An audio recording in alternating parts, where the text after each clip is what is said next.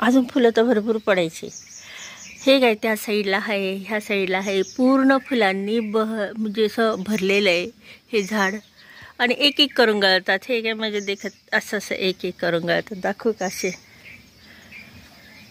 अशीच स्थिर राहते हे न हलवता। मग जवळजवळ त्याला 9, 9:30, 10 होऊन जातात तरी ते गळतच असतात।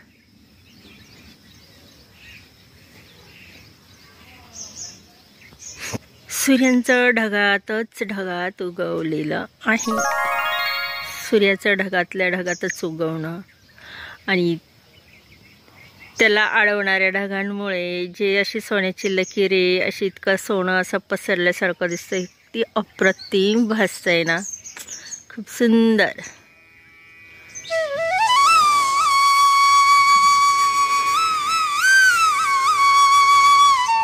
आणि माझा बछड्या माझ्या सोबतच असतो। काय रे बछड्या? म्याऊ म्याऊ म्याऊ म्याऊ म्याऊ म्याऊ। चला मी निघाली नाही तर लगेच आला। आणि ही आपली कालची रांगोळी, याला कारल्याची रांगोळी म्हणतात। तर आज मस्तपैकी रांगोळी काढणार आहे। तुम्हाला दाखवते मी ती, आणि जरूर बघा आणि जरूर शिका। आणि इथं काय दिसतंय माहिती का? काय बरं,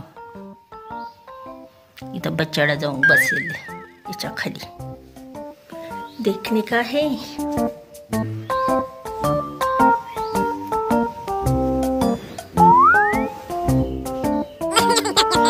काय हा? या सितारा आहे बाबा, या सितारा आहे बाबा याची, काय सांगावं आता। म्हणजे अशी घर आवरत होते, आता मी बेडशीट अंथरून दिलं, त्याच्या खाली जाऊन बसेल अंथरतात। रविवारच्या बाजारातून आणलेले ही मस्तपैकी गवार, अगदी कवळी लुसलुशीत आहे। त्याचा कलर थोडाफार हे आहे म्हणा, तो ऑलरेडी असाच आहे। आणि इतकी म्हणजे कवळी ना, तर मी म्हणते ही पटकन शिजणार आहे, असं पण नाही की याला खूप वेळ लागणार आहे। आणि मी एवढी निवडून ठेवली, आणि आता ही मला बनवायची आहे गवारीची भाजी।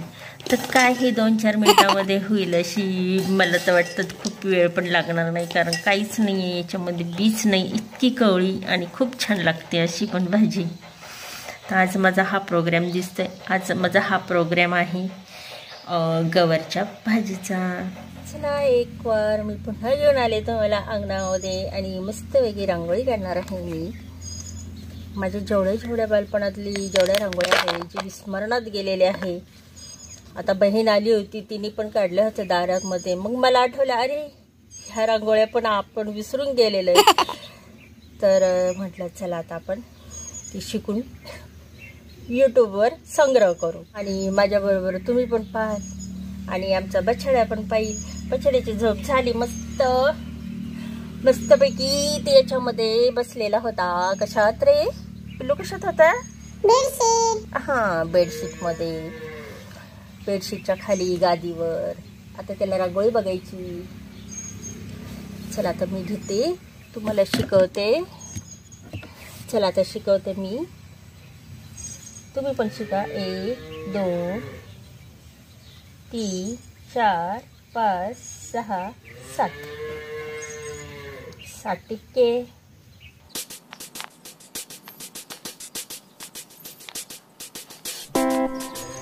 टिपके असे खूप खाली वर नाही झाले ना, म्हणजे तर मग रांगोळी पण आहे ना अशी व्यवस्थित येते। नाही तर काय होतं, माझं आहे ना बहुतांश वेळे असं टिपक्यांचा कमी जास्तपणा होतो, म्हणजे शेजारी अंतर होतं, किंवा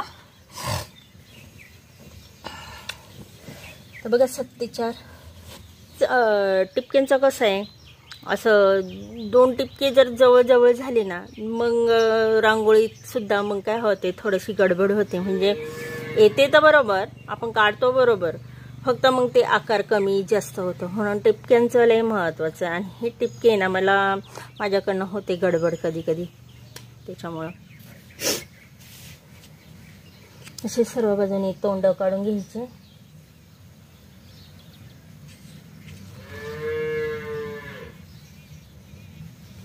काय झाली ही कासवाची? कासव माझ्या घरी आले आहे. आता आपण थोडासा रंग मारूया, अगदी हलका हलका, जरा छान दिसेल. तुम्ही म्हणत असाल रोज रोज काय हे रंगबिरंगी रांगोळी चालू आहे, पण आज काढण्याचा खरा उद्देश म्हणजे आज आहे माझा वाढदिवस आणि वाढदिवसानिमित्त ही मी रांगोळी काढलेली आहे. माझा जन्म झालेला आहे गणेशोत्सवामध्येच. तसा फारसा मी काही साजरा करत वगैरे नाही, केक वगैरे काही कधी आणत नाही. आपलंच घरामध्ये काहीतरी गोडधोड करायचं आणि मस्तपैकी खाऊन घ्यायचं आणि स्वतःलाच म्हणायचं हॅपी बर्थडे टू मी. आणि हा असा माझा वाढदिवस असतो. मग कासवाचीच का रांगोळी काढली, तर कासव काढण्याचा उद्देश म्हणजे माझे जुनी जी रांगोळी आहे ते विस्मरणात गेल्या होत्या म्हणून मी काढली. आणि शिवाय मला असं पण म्हणजे मिळतं जुळतं वाटलं की माझं जीवन नुसतं कासवगतीने चाललेलं आहे, चला आपण आज अंगणामध्ये कासवाची रांगोळी काढूया. आणि माझ्याकडनं आहे ना म्हणजे कॅमेरा चालू करायचाच राहून गेला आणि ती कशी काढायची ना ते दाखवायचं राहून गेलं. तर मी तुम्हाला आहे ना कधीतरी दाखवीन मी की ही पहिल्यापासून कशी काढायची रांगोळी. आणि आज विशेष म्हणजे आज रणबीर कपूर आणि दीपिका पदुकोणला सुद्धा मुलगी झालेली आहे.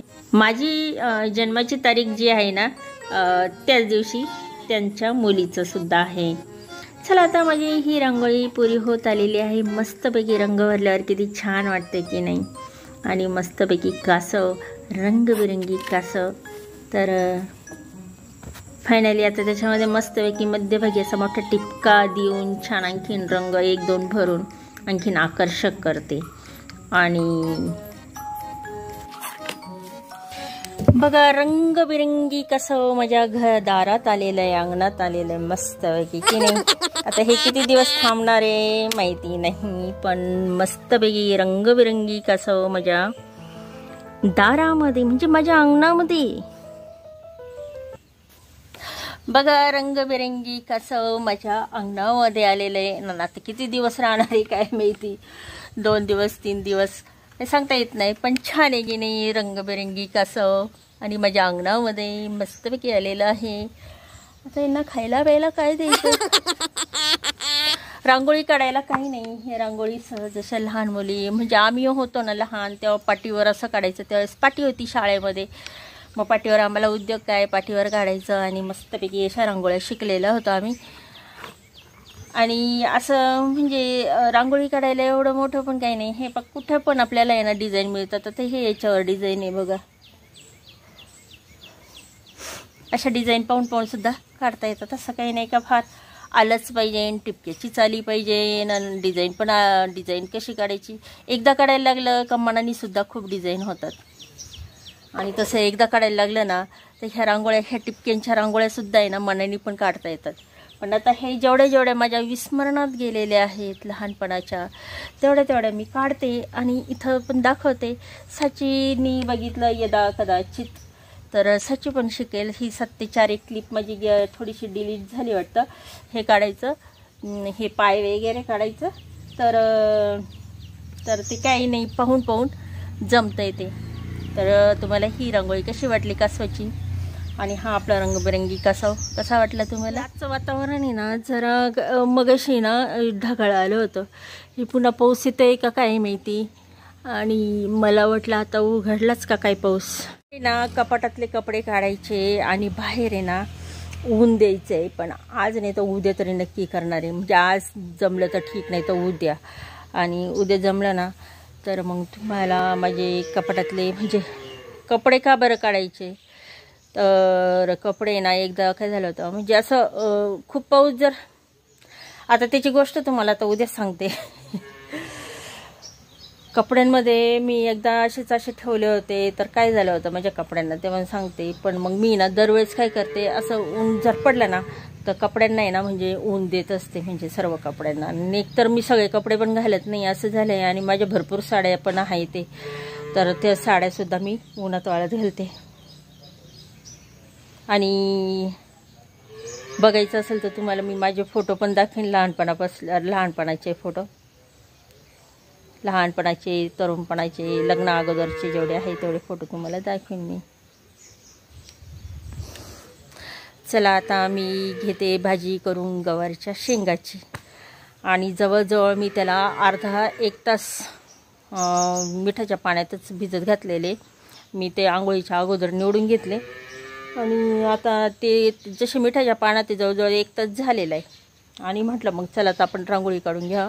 तर आंघोळीच्या अगोदर म्हटलं कुठं काढावं, चला सगळं आवरलं होतं. हे सगळं जे आहेत ना हे सर्व झाडून काढलं आणि पुन्हा मी याच्यामध्ये टाकून दिला. किती छान आहे ना, खत पण होऊन जातं आहे मस्तपैकी आणि खत पण होऊन जाईल. आणि आता मला आहे ना हे ना काय करायचं आहे, खुरपायचं आहे. कारण आपण इकडं तणनाशक बिलकुल मारलेलं नाही आहे. का बरं, तर इकडं सगळे फुलझाडं वगैरे जेवढं निंदलेलं आहे तिथं अजिबात तणनाशक मारलेलं नाही. कारण मग ते निंदायचा भाग निंदलं याच्यासाठी की तिथं छोटे छोटे रोपं आहे ना ते जळून जाऊ नये म्हणून. मग आता इथं तर काही मारलेलं नाही तणनाशक. मग आता इथं काय करणार आहे, हे निंदून घ्यावंच लागणार आहे मला. आता ते गवत पण दिसतंय जरा बरंचसं मोठं होत चाललंय. तिथं मिरच्या पण मस्त रोपं आलेली बघा, किती मोठं झालेलं आहे. आपण लावलेलं होतं ते.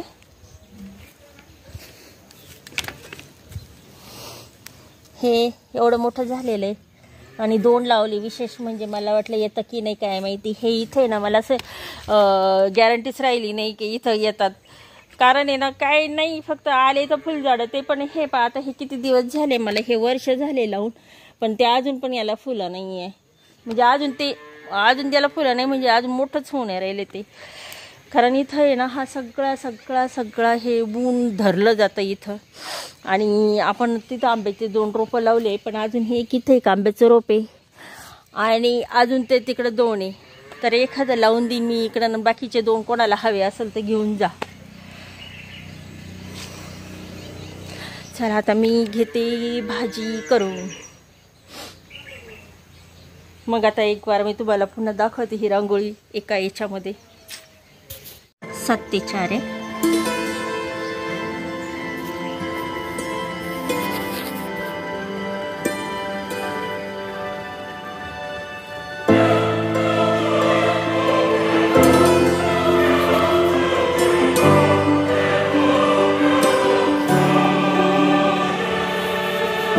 कासव आले आपल्या अंगणात, रंगबिरंगी कासव. हे याच्यामध्ये मिठाच्या पाण्यात घातले होते, त्याच्यामुळे ना कसं पावसाळ्यामध्ये भाज्या आहे ना जास्त करून नाही घेतलेल्याच बऱ्या राहतात. पावसाळ्यामध्ये जास्त कीड लागण्याची जास्त शक्यता असते, म्हणजे किडकेच जास्त असतात.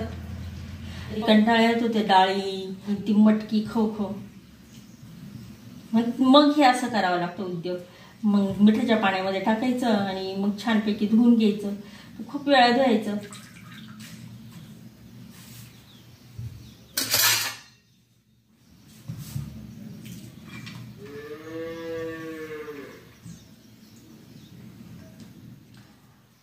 आता ही माझी मोठी बहीण इथं आली होती. जवळजवळ 8-10 दिवस राहिली इथं, 8-12 दिवस. आणि आता सकाळी गेली पुण्याला. म्हणजे सकाळी गेली ती तिच्या मुलाकडं पुण्याला.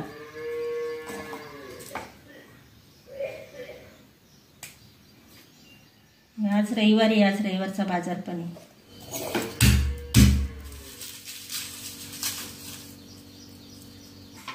आता मी भाजीला टाकणार आहे हिरव्या मिरच्या 4-5 आणि ही लसूण आणि त्याचबरोबर शेंगदाणे. मी तुम्हाला दाखवलेली करून, त्याच्यामुळे मग काय म्हटलं तर जाऊ दे. आता काही नाही, ही मसाला मस्तपैकी तेलामध्ये परतून घ्यायचा आणि ही गवारीच्या शेंगा टाकायच्या आणि मीठ टाकायचं. बस अशी भाजी माझी. बाकी काही भाजी नाही, अशीच भाजी, एवढीच भाजी, म्हणजे एवढंच टाकायचं आहे, बाकी काही नाही. आणि शिजली का बंद करायचं. चला आता मी शिजायला टाकते. पाणी बी टाकला, त्याच्यावर झाकण ठेवून मस्तपैकी शिजन ही. आणि हे तेव्हाच होईन, 5-10 मिनिटं पण नाही लागणार, कारण खूप कवळी येते. मला वाटलं 5-10 मिनिटांमध्ये आपली ही भाजी होईल, पण नाही, बराच वेळ लागला. कारण ते शेंगा जरी असलं तरी पण ते उकडायला टाइमच लागला. आणि आता फायनली झाली भाजी. 5-10 मिनिटं म्हणता जरा अर्धा तास लागलाच.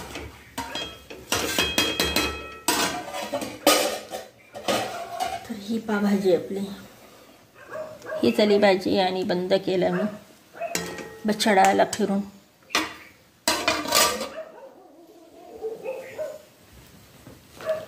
कुठे गेलता? भूक लागली? थांब चपाती करते. आज मी खूप दिवसात नाही ना 4-5 पुड्याची म्हणजे 4-5 घडीची मी चपाती बनवत आहे. आणि म्हटलं चला तुम्हाला पण दाखवा. पण मला असं वाटतं की याला 5-6 वर्ष झालेले असून मी अशा पहिल्यांदा चपात्या करून द्यायची सोनूला. आणि मस्तपैकी असे 1, 2, 3, 4 असे पदरं सुटतात त्याला, अगदी छानपैकी लेअर सुटतात. तर अशा लेअरची ही चपाती. तर ही चपाती बनवताना घडी कशी करायची हे सुरुवातीला मी थोडीशी विसरत चालली होती. पण नंतर माझ्या लक्षात आलं, कारण मी त्यावेळेस खूपदा बनवलेली होती. आणि आत्ता मला कुठं तो योग आला, म्हणजे सहज म्हणून मी म्हटलं बनवून पावा. तर ह्या पद्धतीने अशी चौकोनी करायची. आणि त्या ज्या दिसतात ना लेअर, एकावर एक घड्या पडलेल्या, त्याच्यामुळे ते लेअर होतात तयार. आणि आता हे चौकोनी केलेली ना, तर अशी गोल करून मस्तपैकी छानपैकी ही लाटायची. आता मला आहे ना, मी हे पीठ माझं कधी पण आहे ना पातळ होतं म्हणण्यापेक्षा मला आहे ना हे पीठ जास्त कणिक ते पातळच हवं असतं. कारण कसं आहे जास्त खूप घट्ट पण नाही आवडत. आणि त्यामुळे मला हे ज्यावेळेस चपाती लाटत असते ना त्यावेळेस पीठ खूप पाहिजे असतं. आणि त्याच्यामुळेच हे सगळं असा ओट्टा आहे ना पिठाचा होऊन जातो. तर आता ही झाली माझी आणि आता ही मी टाकते. पण हे शक्यतो सुरुवातीला जर केलं ना ह्या चपात्या खूप काही फुगत नाही. पण मात्र ही मऊ आणि खूप लेअरवाली होती. आता हे आपण असं इकडून तेल लावलं आणि दुसऱ्या बाजूने तेल लावलं ना तर हमखास चपाती ही मऊ होणारच. असं नाही की ती फार कडक होते. फक्त पीठ कसं असतं ते आपल्या मळण्यावर असतं, हे महत्त्वाचं असतं. आता चला मी तुम्हाला पुन्हा आहे ना काय करते डबल दाखवते. पण तोपर्यंत ही चपाती मी काय करून घेते, भाजून घेते. पण ही शक्यता आहे ना म्हणजे आता सुरुवातीला करू राहिली त्याच्यामुळं मग आता मला ते जजमेंट नाही ना, त्याच्यामुळं काय ती फुगणार नाहीच आहे. फक्त उंड्याचा प्रकार कोणता हे मला महत्त्वाचं होतं. आता उंड्याचा प्रकार मी नेहमी ती कशी फोल्ड करून मी नेहमी आता मागं दाखवली ते तशीच बनवत असते. आणि 2 याच्याचा गोल करून ते एक प्रकार येतो, ते 2 याचं म्हणजे एकाचंच येईल. आता ही नेमकी याला किती घडीची म्हणता येईल सांगता येत नाही. पण आता पुन्हा मी दाखवते. सरळ अशी छोटी पुरी आणि लाटायची, त्याला तेल लावायचं, त्याच्यावर पीठ भुरभुरायचं आणि एक बाजूची छोटीशी घडी घालायची इतकी. आणि त्याच्यावरच पुन्हा तेल लावायचं, त्याच्यावर पीठ भुरभुरायचं आणि पुन्हा दुसरी घडी घालायची त्याच्यावर अशी आणि पुन्हा तेल लावायचं, पीठ भुरभुरायचं आणि मग वरची बाजू अशी घडी घालून त्याला पुन्हा तेल लावायचं, पीठ भुरभुरायचं. असं खूप वेळात ते तेल लावायचं, पीठ भुरभुरायचं. आता ही चौकोनी झाली आणि त्याच्यावरमुळं आहे ना ह्या घडी पडते ना तर त्याच्यामुळं लेअर भारी येतात, अगदी खूप सुंदर असे लेअर येतात. आणि छानपैकी चपाती आपली ना मऊ पण लागते आणि लेअर पण भारी येतात. आणि तर आज उंड्याचा दुसरा प्रकार मी करून पाहिला, हा लेअरवाला आणि भरपूर घडीवाला. आता ही किती घडीची तुम्ही सांगा.